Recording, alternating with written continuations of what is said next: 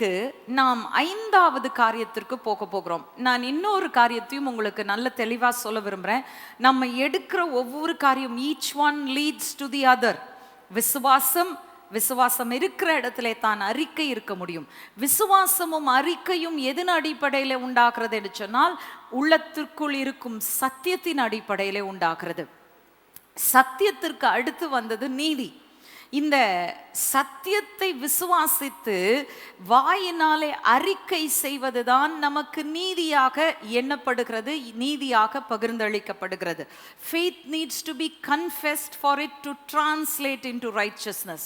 So நீதியை குறித்து நான் சொன்னேன். சரி, இன்றைக்கு 5வதாக நான் சொன்னேன் கிருபையிலே நிலைத்திரு. இந்த கிருபையிலே நிலைத்திருப்பது நீதியின் மூலமாய்த்தான் வருகிறது என்று சொல்லி நாம் பார்க்க போகிறோம். ரோமர் 5ஆம் அதிகாரம் 1-2 வசனங்களிலே நாம் வாசிக்கலாம்.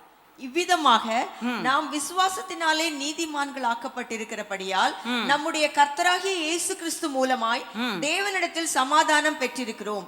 அவர் மூலமாய் நாம் இந்த கிருபையில் பிரவேசிக்கும் ஸ்லாக்கியத்தை விசுவாசத்தினால் பெற்று நிலை கொண்டிருந்து தேவ மகிமை அடைவோம் என்கிற நம்பிக்கையினாலே மேன்மை பாராட்டுகிறோம். மிக அழகாக இங்கே சொல்லுகிறது, நாங்கள் விசுவாசத்தினாலே உண்டாகும் நீதியை பெற்றுக்கொண்டு நீதிமான்கள் ஆக்கப்பட்டிருக்கிறோம்.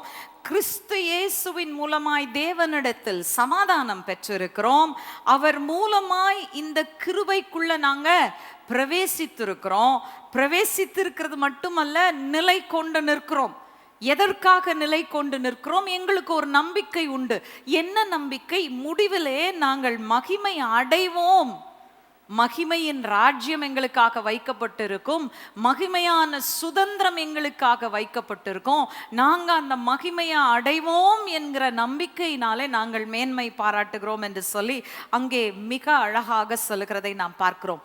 நாம் கிருபையிலே நிலை நிற்கும் வரைக்கும் நிச்சயமாகவே முடிவிலே மீட்பை அடைவோம், மீட்கப்படுவோம், நாம் ரட்சிக்கப்படுவோம், பரமராஜ்யத்திற்குள் பிரவேசிப்போம் என்ற நம்பிக்கை நமக்கு உண்டாயிருக்கிறது. ஏன்?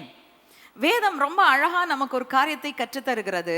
புலம்பலின் புஸ்தகம் 3ஆம் அதிகாரம் 22ஆம் வசனம் இந்த கிருபையின் மேன்மையை நமக்கு சொல்லி தருகிறது. வாசிக்கலாம். நாம் நிர்மூலமாகாதிருக்கிறது கர்த்தருடைய கிருபையே, அவருடைய இரக்கங்களுக்கு முடிவில்லை. நாம் நிர்மூலமாகாமல் இருப்பது கர்த்தருடைய கிருபையே. ஆங்கில வேதாகமத்தை வைத்திருந்தீர்கள் என்று சொன்னால், it is of the Lord's mercies that we are not consumed. What is the difference between mercy and grace? Mercy and grace, இரக்கம், கிருபை. இரக்கம் பெறுகிறவர்கள் கிருபை பெறுகிறார்கள். கிருபை எங்கே இருக்கிறதோ இரக்கம் இருக்கிறது, இரக்கம் இருக்கிற இடத்துல கிருபை இருக்கிறது. இது ரெண்டையும் ஒன்று விட்டு பிரிக்க முடியாது. கிருபையும் இரக்கமும் ஒன்றாக இணைந்திருக்கக்கூடிய 2 காரியங்கள். So where there is mercy, there is grace. Where God's grace is, there is no destruction. வேதம் மிக அழகாக சொல்லுகிறது, கர்த்தருடைய கிருபை ஒரு இடத்துல வைக்கப்பட்டிருக்குது அப்படின்னா அங்க அழிவு இல்லை. அதனாலதான் வேதம் சொல்லுகிறது கிருபையிலே நிலை கொண்டு நிற்க வேண்டும், கிருபையிலே நிலைத்திருங்கள். வேதத்துல அநேக இடங்கள்ல, if I just give you the list of verses that speak about standing in grace, அதுவே இந்த பாதி நேரத்தை எடுத்துரும். அத்தனை வசனம் இருக்கு. கிருபையில நிலை கொண்டு நில்லுங்கள், கிருபையில நிலைத்திருங்கள், கிருபையில வேறு ஒன்று இருங்க. ஏன் ஆண்டவர் மீண்டும் மீண்டும் மீண்டுமாய் அவருடைய வார்த்தையில் இந்த கிருபையில நிலை நிற்பதை குறித்து சொல்கிறார் என்றால், அந்த கிருபையில நிலை நிற்கிறவன் அழிக்கப்பட முடியாது. ஆனா ஒண்ணு மட்டும் நான் எச்சரிக்கையா நான் சொல்லிடுறேன், கிருபையை விட்டு ஒருவன் விழுந்து போகக்கூடும். அதை கடைசியில் நான் வர்றேன் அந்த காரியத்துக்கு. But I want to tell you that grace is not something to be taken lightly. கிருபை என்பது கிருபைதான். கிருபையாய் தேவன் நம் மீது கிருபை வைத்தார். ஆனால் கிருபை இலவசமாய் கொடுக்கப்பட்டது, வைக்கப்பட்டது என்பதினாலே அந்த கிருபையை அசட்டை செய்தீர்கள் என்றால், அந்த கிருபையிலே நிலை கொண்டிராமல் நீங்கள் அந்த கிருபையை விட்டு விழுந்து போகக்கூடும் என்பதை மறந்து போகக்கூடாது. தயவு செய்து ஞாபகம் வச்சுக்கோங்க, இஸ்ரவேல் ஜனங்கள் தேவனுடைய கிருபையை பெற்றவர்கள், அவருடைய பார்வையில கிருபை பெற்றவர்கள். அந்த லட்சக்கணக்கான இஸ்ரவேல் மக்கள் எகிப்துல பலுகி பெருகின பின்பு ஆண்டவர் நல்ல ஒரு தரிசனத்தை கொடுத்தாரு. பாலும் தேனும் ஓடுகிற கானானுடைய தரிசனத்தை கொடுத்தாரு. உங்களை கொண்டு போய் அந்த கானான் தேசத்துல சேர்க்கிறேன்னு சொல்லிட்டு ஆண்டவர் அற்புதமாக ஓங்கிய புயத்தினாலும் பலத்த கரத்தினாலும் எகிப்துல இருந்து விடுவித்து கொண்டு வந்தாரு. ஆனா எத்தனை பேர் போய் அந்த கானான் தேசத்துக்குள்ள தேவன் வாக்குத்தத்தம் பண்ணின பாலும் தேனும் ஓடுகிற பிசிக்கல் கானான் தேசத்துக்குள்ள பிரவேசிச்சாங்கன்னு கேட்டீங்கன்னா 2 பேர். வெளியில புறப்பட்ட சந்ததியில 2 பேர் தான் போய் சேர்ந்தாங்க. வேறொரு சந்ததி தான் அங்க போய் சுதந்திரிச்சுன்னு சொல்லி நம்ம பார்க்கிறோம். கிருபை கொடுக்கப்படுகிற இடத்திலே கிருபையிலே நாம் நிலைத்திராவிட்டால், if we lose the grace that God has put upon our lives, we will not be able to inherit our eternal inheritances. நமக்காக தேவன் வைத்திருக்கிற கிருபை, அந்த கிருபையை பற்றி கொண்டு அதுல நிலை கொண்டு நின்றால்தான் நாம் நித்திய சுதந்திரங்களை அடைய முடியும். சரி, இப்போ இந்த கிருபையில நிலை நிற்கிறது என்றால் என்ன என்ன அல்ல, இது ரெண்டையும் நான் உங்களுக்கு சொல்ல போறேன். What does it mean to stand fast in grace? கிருபையில நிலை கொண்டு நிற்கிறதுனா அதுல ஒரு நெகட்டிவ் சைடு இருக்கு, அதுல ஒரு பாசிட்டிவ் சைடு இருக்கு. நெகட்டிவ் சைடு என்னன்னா, ஒன்றுல நம்ம நிற்காம இருந்தாதான் கிருபையில நம்மால நிற்க முடியும். ஸோ நான் முதலாவது ரொம்ப சுருக்கமா, ஏன்னா இது போரிங், எதுல நிலை நிற்க கூடாதுன்றத சுருக்கமா சொல்லிடுறேன். ஆனா இதுல தான் நிறைய பேர் நிலை நிற்கிறாங்க. கிருபையில நாங்க நிக்கிறோம், கிருபை தான் எங்களுடைய வாழ்க்கை, we preach the grace doctrine ன்னு சொல்லுகிறவர்கள் கூட இன்றைக்கு அநேகர் ஒரு மங்கலான நிலையிலே தான் நிற்கிறார்கள். பாதி கிருபை பாதி நியாயப்பிரமாணம் இப்படிதான் நிற்கிறாங்க. பட் நம்ம சொல்றது மட்டும் நான் கிருபையில நிற்கிறேன் அப்படின்னு நம்ம சொல்றோம். கிருபை என்றால் என்ன? கிருபை என்ற இடத்திலே அங்கே நியாய பிரமாணத்திற்கு இடம் இல்லை. The first thing we need to know is that standing in grace means excluding the law. நியாய பிரமாணத்தை முற்றிலுமா தூக்கி போட்டுட்டோம், அதுக்குன்னு நாங்கள் சட்டங்களே நாங்கள் பின்பற்ற மாட்டோம். பைபிளில் எந்த கட்டளை சொல்லியிருந்தாலும் அந்த கட்டளையை நாங்கள் பின்பற்ற மாட்டோம். அப்படி இல்லை. நியாய பிரமாணம் என்றால் என்ன என்பதை நீங்கள் புரிந்து கொள்ள வேண்டும். ஆண்டவர் அந்த மோசேக்கு கொடுத்த நியாயப்பிரமாணத்தை குறித்து பவுலை கொண்டு சொல்லுகிறார். ரோமரின் புத்தகத்துல 7:12 நீங்க வாசித்து பார்த்தீங்கன்னா சொல்றாரு, அந்த நியாயப்பிரமாணம் நல்லதுதான், ஆனால் நல்லதா இருந்த நியாயப்பிரமாணத்தாலேயே ஒருத்தருக்கும் ஜீவனை கொடுக்க முடியல, ஒருத்தரையும் ரட்சிக்க முடியல, அந்த நியாயப்பிரமாணம் ஒருவரையும் நிலைநிறுத்த முடியவில்லை. எனவே ஆண்டவர் சொன்னார், அந்த மோசேயின் நியாயப்பிரமாணத்தை நிறைவேற்றக்கூடிய ஒரே ஒருத்தரை பூமிக்கு அனுப்புறேன். ஆண்டவராக இயேசு கிறிஸ்து வந்தார், நியாயப்பிரமாணத்தை நிறைவேற்றினார், முடிச்சிட்டாரு. He did not destroy the law, but he brought the law to an end. நல்லா கவனிங்க, நியாயப்பிரமாணத்தை இயேசு கிறிஸ்து அழித்து போடல, நியாயப்பிரமாணத்தை அழிக்க வரவில்லை. அவர் நியாயப்பிரமாணத்தின் ஒவ்வொரு எழுத்தையும் நிறைவேற்றி முடிவுக்கு கொண்டு வர வந்தார். இதை நாம் புரிந்து கொள்ள வேண்டும். நியாய பிரமாணத்திற்கு முடிவு கட்டப்பட்டு ஆயிற்று, இனிமேல் நியாய பிரமாணத்திற்கு என் வாழ்க்கையிலே இடம் இல்லை. நான் இன்றைக்கு நியாய பிரமாணத்தினால நான் வாழ்ந்தேன்னா, நான் உண்மையை சொல்ல போனா what am I trying to do? நல்ல கவனிங்க, நியாயப்பிரமாணம் நான் சொல்லும்போது பழைய ஏற்பாட்டில் மோசே நியாயப்பிரமாணம் இருக்குது, 613 கட்டளைகள் இருக்கிறது. அதுல இன்னைக்கு if you take it, there are more than 613 சொன்னாங்க. பட் நேத்து நான் செக் பண்ணி பார்த்தேன், டோராவினுடைய கமாண்ட்மெண்ட்ஸ் பார்த்தீங்கன்னா 613 கமாண்ட்மெண்ட்ஸ். அந்த கமாண்ட்மெண்ட்ஸை எடுத்து நான் ஆக்சுவலாக இப்போ 2 மாதத்துக்கு முன்னாடி ஐ திங்க் பைபிள் காலேஜில் நான் நியாயப்பிரமாணமாக கிருபையா அப்படின்னு பேசிகிட்டு இருக்கும்பொழுது நான் சொன்னேன், இந்த நியாயப்பிரமாணத்தை ஆண்டவர் முடிவுக்கு கொண்டு வந்துட்டார், நம்ம கிருபையில் தான் நிலை நிற்கிறோம், கிருபையினால தான் நம்ம வாழ்கிறோம் அப்படின்னு சொன்னப்போ ஒரு பாஸ்டர் முடிவில் என்கிட்ட கேட்டார், சிஸ்டர் அந்த 613 கட்டளைகள்னு சொல்கிறீங்களே அது என்னன்னு கேட்டார். எனக்கு கொஞ்சம் கோவம் வந்துச்சு. ஏன்னா நான் யோசித்தேன், நான் பேசிகிட்டு இருக்கிறது நியாயப்பிரமாணத்தை விட்டுருங்க அப்படின்னு சொல்கிறேன், இவர் இன்னமும் நியாயப்பிரமாணத்தை பற்றி கேட்குறாரு அப்படின்னு கொஞ்சம் கோவப்பட்டேன். ஆனால் நேற்று சரி அவரும் இன்ட்ரெஸ்டடாக தானே இருக்கிறாரு, பார்க்கத்தான் செய்வோமே, வாட் இஸ் திஸ் 613 கமாண்ட்மெண்ட்ஸ்ன்னு சொல்லிட்டு நான் போய் அதை எடுத்து பார்த்தேன். இங்கே பார்த்தீங்கன்னா யாத்ராகமம் தொடங்கி யாத்ராகமம், லேவியராகமம், எண்ணாகமம், இது எல்லாவற்றிலும் தேவன் கொடுத்திருக்கிற கட்டளைகளை எடுத்து பார்த்தா 613. அதுல நிறைய கட்டளைகளை பார்த்தீங்களா நம்மளால பின்பற்றவே முடியாது. And we have a wrong understanding of it. நிறைய நேரத்தில் பார்த்தீங்கன்னா தவறான புரிந்து கொள்ளுதல். இன்னைக்கு ரொம்ப ஃபேமஸா மக்கள், நம்ம கிறிஸ்தவ மக்கள் பிடித்து கொள்ளுகிற ஒரு கட்டளை என்னன்னா, நம்ம வாலிபர்கள் வந்து இந்த சைடில் கட்டு போட்டுக்கிறாங்க, முடியை சிரைத்து கொள்ளுகிறார்கள் சைடில்.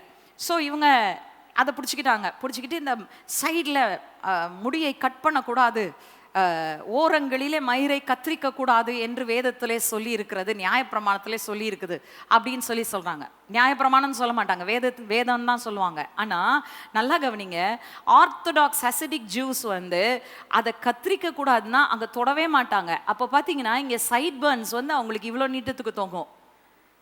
நீங்க உங்க பிள்ளைங்களை முடி அப்படி நீட்டமா வளர்க்க விடுவீங்களா? we don't understand the law at all. அந்த சைட் பர்ன்ஸை கட் பண்ணவே கூடாது. சரி, அதை எடுத்துக்கலாம், இல்லை அது நல்லதில்லை, அதை கட் பண்ணிடலாம் அப்படின்னு சொன்னால், நீங்கள் ஒரு கட்டளையை பின்பற்றணும்னு நினச்சிங்கன்னா 613 கட்டளைகளையும் நீங்கள் பின்பற்றி தான் ஆகணும். நான் ஒரே ஒரு காரியம் சொல்கிறேன் உங்கள்கிட்ட, நமக்கு எல்லாருக்கும் ரொம்ப பிரியமானது மீன் சாப்பிட்றது. ஆனால் நியாயப்பிரமாணத்தில் என்ன தெரியுமா சொல்லியிருக்கு? செதில் இல்லாத மீன் சாப்பிடக்கூடாது. அப்படின்னா வஞ்சரம் மீன் நீங்கள் சாப்பிடவே கூடாது. If you follow the law, you have to follow every one of the commandments of the law. நல்லா கவனிங்க, இன்னைக்கு இன்னமும் நிறைய பேருக்கு பழைய ஏற்பாட்டினுடைய கட்டளைகள், அந்த நியாயப்பிரமாணம், அந்த word, to follow the word of the law is not given to us, but we are called to follow the spirit of it. நம்ம அதனுடைய ஆவியை, அதனுடைய தேவனுடைய நீதி நியாயங்களை பின்பற்ற நம்ம அழைக்கப்பட்டிருக்கிறோம். சரீர பிரகாரமாய் ஒளிந்து போகிற காரியங்களை நாம் அனுபவிப்பதற்கு நாம் அழைக்கப்பட்டவர்கள் அல்ல. நல்லா கவனிங்க, இது ரொம்ப தெளிவா இருக்கு. there are many principles that are good guiding principles in the law, but even if you know them, you cannot live by them. அவைகளை அறிந்திருந்தால் கூட உங்களால் 100க்கு 100 அதை கடைபிடித்து நடக்க முடியாது. அப்போ நீங்க ஒவ்வொரு நாளும் தவறி விழுந்து அந்த நியாயப்பிரமாணத்தை கை கொள்ள முடியாம கடைசியில் முடிவில் உங்களுக்கு நம்பிக்கையே இல்லாம போயிடும். அதுக்கு தான் வேதம் சொல்லுது, நியாயப்பிரமாணத்தை விட்டுரு. இப்போ நியாயப்பிரமாணம், மோசேயின் நியாயப்பிரமாணம், நான் தான் சொல்கிறேன், கிருபையில் வந்துட்டோன்னு சொல்கிறவங்க இந்த நியாயப்பிரமாணத்தை இன்னும் பிடிச்சிக்கிட்டு இருக்காங்க. அதுவும் இல்லாமல் அதை விட்டு வந்துட்டோன்னா அடுத்தது நமக்குன்னு சில ரூல்ஸ் இருக்கும். ஐயோ இப்படி இருந்தால் தான் ஆண்டவர் ஆசீர்வதிப்பார், ஐயோ இப்படி செய்தால் தான் ஆண்டவருக்கு பிரியம், இதை செய்யக்கூடாது அதை செய்யணும். we have our own set of laws. நீங்களும் நானும் சட்டங்களை ஏற்படுத்துவதற்கு யார்? நான் உங்களை கேட்குறேன், நீங்களும் நானும் சட்டங்களை ஏற்படுத்துவதற்கு யார்? we are not God to formulate a set of rules. நாம் தேவன் அல்ல. தேவன் ஒருவருக்கு தான் அந்த அதிகாரம் இருக்கிறது. அவர் கொடுத்த நியாயப்பிரமாணத்தை அவர் சொல்கிறார், நானே அதை என் குமாரன் அனுப்பி முடிவுக்கு கொண்டு வந்துட்டேன். இனி என் குமாரன் பேரிலே வைத்திருக்கிற விசுவாசத்திலும் அன்பிலும் நீ வாழ்வாயாக. It is not by your strength, but it is by your faith and love in the Son of God that your Christian life will become victorious. உங்களுடைய கிறிஸ்தவ வாழ்க்கை வெற்றியுள்ள வாழ்க்கையாய் மாற வேண்டும் என்று சொன்னால், குமாரன் பேரிலே வைத்திருக்கும் அன்பிலும் விசுவாசத்திலும் தான் அது வெற்றியுள்ள வாழ்க்கையாய் மாற முடியும். எனவே கிருபையில நிலைத்திருக்கிறவர்கள் சட்ட திட்டங்களை தூக்கி போட்டு தான் ஆகணும். ஏன் தெரியுமா? இன்னொரு பயங்கரமான எச்சரிக்கை வேதத்தில் இருக்கு, வாசிக்கலாம். கலாத்தியர் 3ஆம் அதிகாரம் 10-12 வசனங்கள் வரையிலும். நியாயப்பிரமாணத்தின் கிரியைக்காரராகிய யாவரும் சாபத்திற்கு உட்பட்டிருக்கிறார்கள். நியாயப்பிரமாண புஸ்தகத்தில் எழுதப்பட்டவைகளை எல்லாம் செய்யத்தக்கதாக அவைகளில் நிலைத்திராதவன் எவனோ அவன் சபிக்கப்பட்டவன் என்று எழுதியிருக்கிறதே. நியாயப்பிரமாணத்தினாலே ஒருவனும் தேவனிடத்தில் நீதிமான் ஆகிறதில்லை என்பது வெளியரங்கமாயிருக்கிறது. ஏனெனில் விசுவாசத்தினாலே நீதிமான் பிழைப்பான் என்று எழுதியிருக்கிறதே. நியாயப்பிரமாணமோ விசுவாசத்திற்குரியதல்ல, அவைகளை செய்கிற மனுஷனே அவைகளால் பிழைப்பான். ஓகே, இங்கே சொல்லப்பட்டிருக்கிறது, நியாயப்பிரமாணத்தின் கிரியைக்காரராகிய யாவரும் சாபத்திற்கு உட்பட்டிருக்கிறார்கள். ரொம்ப தெளிவா சொல்லப்பட்டிருக்குது. அவைகளில் எழுதப்பட்டவைகள் எல்லாம், நீங்க ஒன்றை செஞ்சுட்டு நான் இதை செஞ்சுட்டேன், நான் ஆண்டவர் சொன்னதை செஞ்சுட்டேன் அப்படின்னு சொன்னீங்கன்னா போதாது. அந்த நியாயப்பிரமாண புஸ்தகத்தில் எழுதியிருக்கிறவைகளை எல்லாம் செய்ய வேண்டும். அப்படின்னா ஒரு கட்டளையை நிறைவேற்றினால் போதாது, 613 கட்டளைகளையும் நிறைவேற்றக்கூடியவர்களாய் நீங்கள் இருக்க வேண்டும். அதே போல சபைகளில் இன்னைக்கு நமக்கு we have our own spiritual laws. இப்படி ஒரு சட்டம், அப்படி ஒரு சட்டம், இந்த சபையில் இப்படி ஒரு 10 சட்டம், இப்படி வந்தால் தான் நாங்கள் கம்யூனியன் கொடுப்போம், இப்படி வந்தால் தான் நீங்கள் சபைக்குள்ளே வரணும், இப்படி வந்தீங்கன்னா வரக்கூடாது அப்படின்னு நம்ம சட்டங்கள் வச்சுருக்கோம். சட்டங்களில் ஒன்றை நாம் பின்பற்றுவோம், ஏதோ ஒன்றை தகர்ப்போம். இது பரவாயில்ல, இது செய்யலனாலும் பரவாயில்ல, we will admit you into our church. இன்றைக்கு நமக்குள் நிறைய மாறுபாடுகள் இருக்கிறது பிரியமானவர்களே. அதனால தான் சபை இன்றைக்கு மீதியான கூட்டமாய் மாறி கொண்டிருக்கிறது என்று சொல்லி நாம் பார்க்கிறோம். I spoke to you about what the remnant is. மீதியான கூட்டம் என்றால் என்ன என்று சொல்லி நான் பேசினேன். ஏன் இப்படி மீதியான கூட்டமாய் மாறிக்கொண்டிருக்கிறோம்? ஏனென்றால் நமக்குள் நிறைய மாயைகள், நாம் சட்டதிட்டங்களை வைத்துக்கொண்டு கிருபையிலே வாழ்கிறோம் என்று சொல்லி கொண்டிருக்கிறோம். பிரியமானவர்களே, இன்றைக்கு ஒன்று மாத்திரம் தான், விசுவாசத்திலே வாழ்கிறோம். அநேக நேரங்களில் சில காரியங்களை செய்யும்போது இது ரைட்டா தப்பா தெரியாது, செய்கிறோம். ஆனால் நான் செய்கிறது தவறாயிருந்தால் தேவனுடைய ஆவியானவர் என்னை உணர்த்தி நடத்துவார் என்ற விசுவாசம் எனக்கு உண்டு. ஹல்லேலூயா. தேவனுடைய ஆவியானவர் என்னை உணர்த்தி நடத்துகிறபடியினால் நான் விழுந்தாலும் மறுபடியும் எழுந்து நின்று சீரமைக்கப்பட்டு தேவனுடைய ராஜ்யத்தில் நான் நிலை பெறுவேன் என்ற நம்பிக்கை நமக்குள் இருக்கிறது பிரியமானவர்களே. இன்றைக்கு நாம் நல்லா கவனிங்க, நியாயப்பிரமாணத்தில் வாழணும்னு நினச்சோம்னா வெறும் மோசேயுடைய நியாயப்பிரமாணம் மட்டுமில்லை, எந்த நியாயப்பிரமாணத்தை எடுத்துட்டு எப்படி நம்ம வாழ்ந்தாலும் remember we will come under a curse. அது மோசேனுடைய நியாயப்பிரமாணமாக இருக்கலாம், தேவனால் கொடுக்கப்பட்ட நியாயப்பிரமாணமாக இருக்கலாம், அல்லது மனுஷன் தன் சுய விருப்பத்தின்படி ஏற்படுத்தின நியாயப்பிரமாணமாக இருக்கலாம். இதை கொண்டு நான் தேவனிடத்தில் நீதி பெறுவேன், நான் பரலோக ராஜ்யத்தில் பிரவேசிப்பேன், இப்படியெல்லாம் நான் செய்கிறேன், அதனால ஆண்டவர் என்னை பரலோக ராஜ்யத்துக்குள்ள பிரவேசிக்க செய்வார் என்று நீங்கள் தீர்மானித்தால் you are going against the grace of God. உங்களுடைய சுயமுயற்சி அல்ல, தேவனுடைய கிருபை தான் உங்களை பரலோகத்திற்குள் அழைத்து செல்கிறதா இருக்கிறது. அந்த கிருபையிலே நிலைத்திருங்கள் என்று சொல்லி வேதம் சொல்கிறது. சரி, நான் சொன்னேன் முதலாவது கிருபைக்குள்ள நிலைத்திருக்கணும்னா நியாயப்பிரமாணத்தை தவிர்க்கணும், முற்றிலுமா நியாயப்பிரமாணம் அகற்றப்பட வேண்டும். ரெண்டாவதாக அந்த கிருபைக்கு நாம் விட்டு கொடுக்க வேண்டும். we have to surrender to grace. கிருபைக்கு விட்டு கொடுத்தல் என்றால் என்ன? 1 கொரிந்தியர் புஸ்தகம் 15ஆம் அதிகாரம் 10ஆம் வசனத்திலே நாம் வாசிக்க போகிறோம். ஆகிலும் நான் இருக்கிறது தேவ கிருபையினாலே இருக்கிறேன், அவர் எனக்கு அருளிய கிருபை விருதாவா இருக்கவில்லை, அவர்கள் எல்லோரிலும் நான் அதிகமாய் பிரயாசப்பட்டேன், ஆகிலும் நான் அல்ல, என்னுடனே இருக்கிற தேவ கிருபையே அப்படி செய்தது. அது ஆங்கிலத்துல சொல்லப்பட்டிருக்கிறது ரொம்ப அழகா இருக்கு. I am what I am by the grace of God. என்னத்தை புரிந்து கொள்ள வேண்டும்? தேவனுடைய கிருபைக்கு நீங்கள் விட்டு கொடுக்கிறீர்கள் என்றால் நீங்கள் புரிந்து கொள்ள வேண்டிய முதலாவது காரியம் இதுதான் பிரியமானவர்களே. நான் யாரா இருக்கிறேனோ, நான் என்னவா இருக்கிறேனோ, அது தேவ கிருபையினாலே தான் நான் இருக்கிறேன். It is not because of me. It is not because of my education. It is not because of my wisdom. It is not because of my ability. It is not because of my talents. But it is because of the grace of God that I am what I am. என் திறமை அல்ல, என் தாளந்துகள் அல்ல, என் பலன் அல்ல, என் சுயமுயற்சி அல்ல, என் பிரயாசம் அல்ல, என் தேவனுடைய கிருபையினாலே நான் என்னவா இருக்கிறேனோ அப்படியாக இருக்கிறேன் என்று புரிந்து கொள்ளுதல் தான் அந்த கிருபைக்கு விட்டு கொடுத்தல் என்ற அர்த்தம். நீங்க கேள்விப்பட்டிருப்பீங்க, அடிக்கடி சொல்லுவாங்க let go and let God என்று சொல்வார்கள். ஆனா உண்மையிலே சொல்ல போனால் let go and let grace. விட்டு கொடுங்க, கிருபை அந்த விட்டு கொடுக்கிற இடத்துல எடுத்துக்கொண்டு உங்களை நிலைநிறுத்த நீங்க அனுமதிங்க அப்படின்னு சொல்றதான் அதனுடைய அர்த்தம். எனவே நாம் புரிந்து கொள்ள வேண்டிய காரியம் என்னன்னா, நாம் யாரா இருக்கிறோம், என்னவா இருக்கிறோம் என்பது நமக்காக அல்ல, தேவனுடைய நித்திய தீர்மானங்கள் நோக்கங்களுக்காகத்தான் அப்படி நாம் இருக்கிறோம். ஏன்னா அவர் நம்மளை எங்க தெரிந்தெடுத்தார்? நான் இதை கடந்த சில வாரங்களாக நான் பேசிக்கொண்டே இருக்கிறேன். நான் யோசிக்கும் பொழுது we just pick out sermons to speak. ஆனால் தேவனுடைய ஆவியானவர் தான் அவைகளை கொடுக்கிறார். எவ்வளோ அழகாக சேர்த்து கொண்டு இருக்கிறார் என்று நான் பார்க்கும் பொழுது ஆச்சரியப்படுறேன். நான் மிட்வீக் சர்வீஸில் பேசினேன், இந்த மாதிரி நம்ம உலக தோற்றத்திற்கு முன்பதாக கிறிஸ்து இயேசுவுக்குள் முன்குறிக்கப்பட்டோம். நம்முடைய பெயர்கள் ஜீவ புஸ்தகத்துல உலக தோற்றத்துக்கு முன்பதாக எழுதப்பட்டது என்று சொல்லி நான் சொன்னேன்.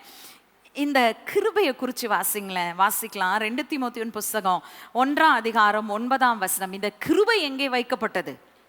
அவர் நம்முடைய கிரியைகளின்படி நம்மை ரட்சிக்காமல் தம்முடைய தீர்மானத்தின்படியும் ஆதி காலம் முதல் கிறிஸ்து இயேசுவுக்குள் நமக்கு அருளப்பட்ட கிருபையின்படியும் நம்மை ரட்சித்து பரிசுத்த அழைப்பினாலே அழைத்தார். ஓகே, என்ன சொல்லப்பட்டிருக்கிறது? தமிழ்ல மொழிபெயர்ப்பு உண்மையிலேயே சொல்ல போனா இட்ஸ் எ லெட் டவுன். ஆதி காலங்கள் முதல்னு சொல்லிட்டாங்க. நான் ஆங்கிலத்தில் வாசிக்கிறேன் பாருங்க. Who has saved us and called us with a holy calling, not according to our works, but according to his own purpose and grace, which was given us in Christ Jesus before the world began. எவ்வளவு அருமையா இருக்கு பாருங்க. Before the world began. உலக தோற்றத்திற்கு முன்பதாக, உலகத்தினுடைய ஆரம்பத்திற்கு முன்பதாக கிருபை நம்மேல் வைக்கப்பட்டது. பிரியமானவர்களே, நாம் கிறிஸ்து இயேசுவுக்குள்ளாய் உலக தோற்றத்திற்கு முன்பதாக தெரிந்தெடுக்கப்பட்டோம். உலக தோற்றத்திற்கு முன்பதாக தேவனுடைய ஆவியானவர் நம்முடைய பெயர்களை ஜீவ புஸ்தகத்தில் எழுதினார். எழுதினது மட்டுமல்ல, நிலை நிற்கிற கிருபையும் அன்றைக்கு நமக்குள் வைத்தார். ஆனா எத்தனை பேர் அந்த கிருபையில நிலை நிற்கிறோம்? பிசாசு சுயத்தை தூண்டி விட நான் செய்யறதுதான், என் முயற்சி தான், நான் ஜெபிக்கிற ஜெபந்தான், நான் உபவாசிக்கிற உபவாசம் தான். நான் என்று ஒரு கிறிஸ்தவன் என்றைக்கு பேச ஆரம்பிக்கிறானோ அன்றைக்கு முடிந்து போனது கர்த்தருடைய கிருபை.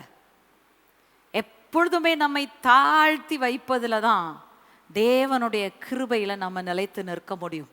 ஹல்லேலூயா. எவ்வளவு அருமையா வேதம் சொல்லுது பாருங்க. உலக தோற்றத்திற்கு முன்பதாக, எபேசியர் 1:4 சொல்லப்படுது, உலக தோற்றத்துக்கு முன்னாடி தெரிந்தெடுத்தார். வெளிப்படுத்தல் 13 சொல்றார், ஜீவ புஸ்தகத்துல உலக தோற்றத்துக்கு முன்பதாக உங்க பேர் எழுதப்பட்டது.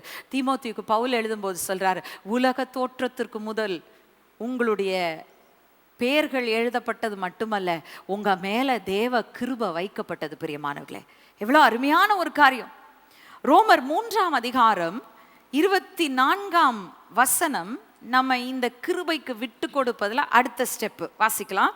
ரோமர் 3:24. இலவசமாய் அவருடைய கிருபையினாலே கிறிஸ்து இயேசுவில் உள்ள மீட்பை கொண்டு நீதிமான்கள் ஆக்கப்படுகிறார்கள். ஓகே, என்ன சொல்லுது? இலவசமாய் கிறிஸ்து இயேசுவுக்குள் இருக்கிற அந்த கிருபையினாலே நீங்கள் மீட்கப்பட்டீர்கள், மீட்பை கொண்டு நீதிமான்கள் ஆக்கப்பட்டீர்கள். It's a free grace. There is nothing that you have ever done to earn God's grace. தேவனுடைய கிருபையை நீங்க பெற்றுக்கொள்வதற்கு எதையும் செய்ததும் இல்லை, நீங்கள் செய்யவும் முடியாது. இம்பாசிபிள். நீங்க ஆண்டவருடைய கிருபையை நான் இழுத்து கொண்டு வந்து என் மேல வைக்கிறேன்னு சொல்லி நீங்க நினைச்சீங்கன்னா முடியவே முடியாது. நீங்க செய்யற எந்த காரியத்தினாலும் கிருபை உங்க மேல வராது. ஏன்னா அது அவருடைய இறையாண்மையின்படி அவர் தேர்ந்தெடுக்கிறவன் மேல் அவர் வைக்கிற கிருபை. அவர் இலவசமாய் கிருபையை கொடுக்கிறார். இப்போ நான் 2 காரியம் சொன்னேன். 1, நியாயப்பிரமாணத்தை தவிர்த்துருங்க. 2வது, கிருபைக்கு உங்களை விட்டு கொடுத்துருங்க. 3வதாக, நீங்க கிருபைக்கு விட்டு கொடுத்துடுறீங்க, ஆண்டவர் கிருபையை வச்சிருக்கிறார் உங்க மேல, அதனாலதான் நீங்க கிருபைக்கு விட்டு கொடுக்க முடிகிறது. கிருபையை வைக்கிறார், ஆனால் கிருபையை விட்டு அகன்று போகாமல் 3வதாக நீங்கள் அந்த கிருபையிலே நிலை நிற்க வேண்டும். சியோன் விசுவாச தேவாலயத்தில் வழங்கிய மற்ற தேவ செய்திகளை பார்க்க விரும்பினால் யூடியூபில் ZFT சர்ச் என டைப் செய்து உங்களுக்கான தேவ செய்திகளை கண்டு கேட்டு ஆசீர்வதிக்கப்படுங்கள். மேலும் சப்ஸ்கிரைப் செய்து பெல் பட்டனை அழுத்தினால் உங்களுக்கான தேவ வார்த்தைகளை உடனுக்குடன் அறிந்து கொள்ளலாம். இந்நிகழ்ச்சி மூலம் மற்றவர்களும் பயன்பெற ஷேர் செய்யவும். கர்த்தர் உங்களை ஆசீர்வதிப்பாராக.